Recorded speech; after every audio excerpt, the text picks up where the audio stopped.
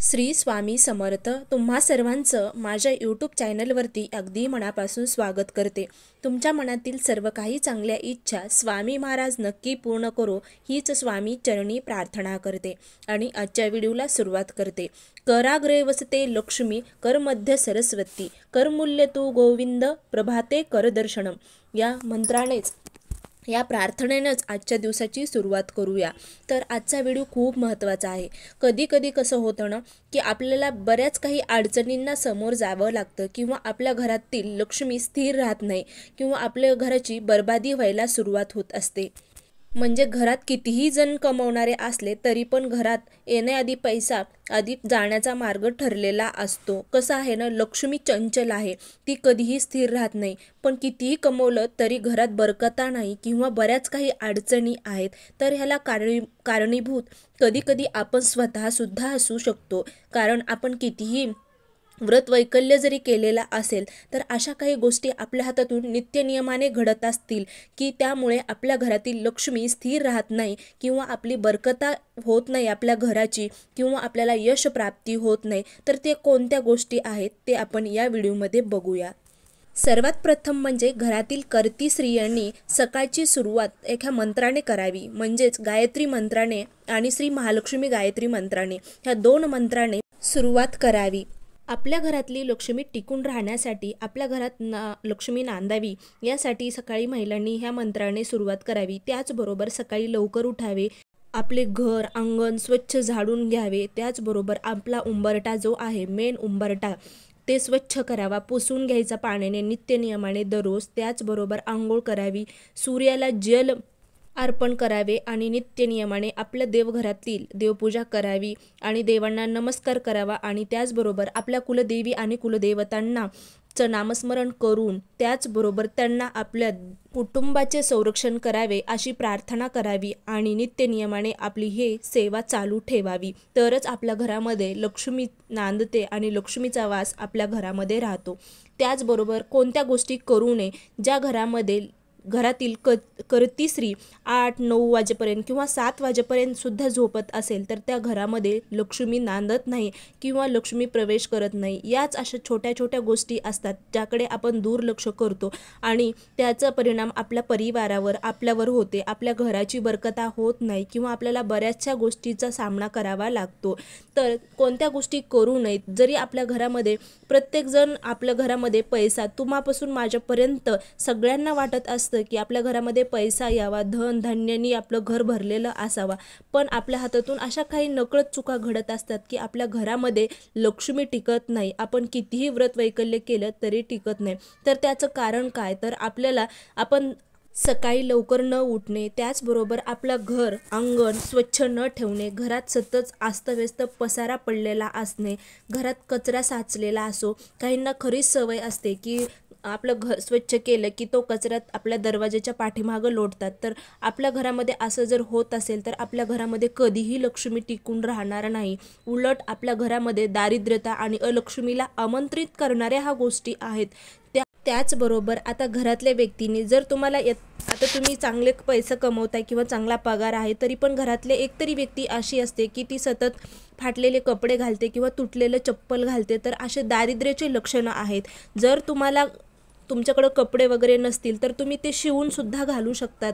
पण फाटलेले कपडे किंवा चप्पल फाटली आहे, तुटलेली आहे, तशी चप्पल तुम्ही कधीही वापरू नका. तुटली तरी पण तिला शिवून घालू शकतात, पण ती तुटलेली चप्पल तशीच घालणं हे सुद्धा दारिद्र्याचे लक्षणं असू शकतं.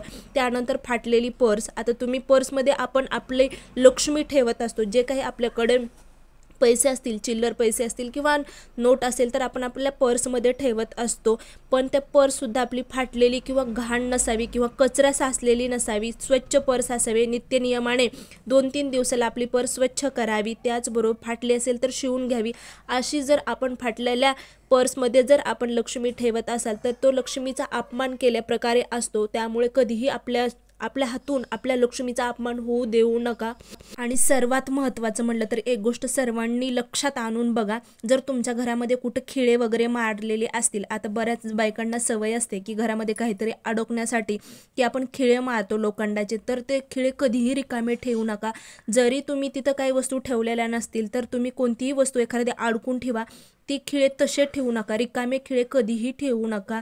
जर का ते खिळे तुमच्या वापरात येत नसतील तर तुम्ही ते खिळे काढून ठेवू शकतात, पण तसे रिकामे अडकलेले खिळे किंवा तुम्ही ते भिंतीत अडकलेले लोखंडाचे खिळे तसे ठेवू नका, त्याला काहीतरी अडकून सतत ठेवलेलं असू द्या।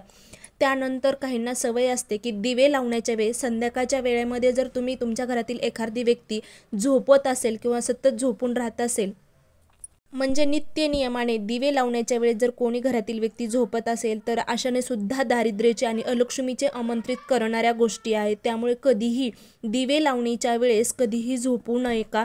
त्याचबरोबर नित्य नियमाने आपल्या घरामध्ये तुळशीला दिवा लावलाच पाहिजे, तरच आपल्या घरामधलं कसं आहे ना, अंगण हे आपल्या घराची शोभा दाखवतं। जर तुमचं अंगण चांगलं असेल, स्वच्छ असेल, अंगणामध्ये तुळस असेल तर नक्कीच तुमच्या घरामध्ये लक्ष्मी प्रवेश करणार आहे। घर स्वच्छ, घरातलं वातावरण सुद्धा संध्याकाळच्या वेळेला प्रसन्न असायला हवं, तरच आपल्या घरामध्ये कानाकोपऱ्यामध्ये लक्ष्मी नांदते आणि आपल्या घरातील लक्ष्मी स्थिर राहते।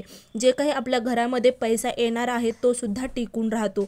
त्याचबरोबर आता बऱ्याच जर महिलांना सवय असते किंवा पुरुषांना सुद्धा सवय असते की पगार झाला की लगेच त्याच दिवशी तो म्हणजे वाटण्याची, आता वाटण्याची म्हणजे जे काही आपल्याकडे उधारी असतात किंवा म्हणजे आपण किरायानं राहतो तर आपला किराया देणं असतं किंवा आपलं कशाचं लाईट बिल असतं किंवा फोन बिल असतं किंवा बऱ्याचशा गोष्टी आपल्या पगारावर अवलंबून असतात। तर आपण काय करतो, आज आपला पगार झाला की लगेच झाला की आपल्या अकाउंटला आला की आपण तो वाटायला द्यायला चालू करतो। एक दृष्टीने जर पाहायचं म्हणलं तर आर्थिक आपण प्रामाणिक आहोत, आपल्याला लोकांचे पैसे ठेवू वाटत नाही। जर काही आपण लोकांकडून उसने घेतलेले असतील तरी सुद्धा आपल्याला लगेच परत करावे असं वाटत असतं आपल्याकडे पैसा आला की। पण किमान तुम्ही एक दिवस जर तुमच्याकडे ती लक्ष्मी येते तर तुम्ही एक दिवस तरी आपल्या घरामध्ये त्या लक्ष्मीला येऊ द्या। आज तुमचा पगार झाला तर लगेच तुम्ही दुसऱ्यांना देऊ नका, एक दिवस ते तुमच्या अकाउंटला राहू द्या, तुमच्या घरात येऊ द्या तो पगार, म्हणजेच आपली लक्ष्मी, आणि नंतरच दुसऱ्या दिवशी ती पैसे तुम्ही दुसऱ्यांना देऊ शकता। जे काही तुमच्याकडे दुसऱ्याचं देणं असेल किंवा तुमचे बिलं असतील भरण्याचे किंवा तुमचं घर किराया असेल, ज्या काही वस्तू आहेत त्या ज्या काही वस्तूसाठी तुम्ही पैसे घेतलेले आहेत ते सुद्धा तुम्ही देऊ शकतात। पण एक दिवस किमान आपल्याजवळ ती लक्ष्मी स्थिर ठेवावी। थोडक्यात म्हणजे आपल्याकडे आलेल्या लक्ष्मीला तसंही वापस लावू नये, आलेली लक्ष्मी एक दिवस आपल्याकडं ठेवून नंतरच ती खर्चावी। तसं तर लक्ष्मी खूप चंचल आहे, कितीही तिला पकडण्याचा प्रयत्न कधीही करू नका। जर तुम्ही तसंच दाबून ठेवलात तर ते हळूच निसटून जाते, त्यामुळे ती चंचल आहे। खर्च तर होताच, पण तो खर्चसुद्धा योग्य प्रमाणामध्ये आणि योग्य त्या ठिकाणीच व्हायला पाहिजे। योग्य मार्गानेच लक्ष्मीचा म्हणजे प्रत्येकाने पैशाचा उपभोग घ्यायचा असतोच आणि प्रत्येकाने घ्यावासुद्धा, कारण ती स्थिर नसल्यामुळे, पण योग्य मार्गानेच गेली पाहिजे ती लक्ष्मीसुद्धा। तर या प्रकारे अगदी छोट्या छोट्या अशा गोष्टी आहेत की आपल्याकडून नकळत चुकत असतात आणि हे चुकू देऊ नका। तर या प्रकारे आजचा व्हिडिओ होता। खरंच व्हिडिओ आवडला असेल तर नक्की लाईक करा, शेअर करा आणि सबस्क्राईब करायला मात्र विसरू नका। श्री स्वामी समर्थ। जय जय स्वामी समर्थ। अवधूत चिंतन श्री गुरुदेव दत्त।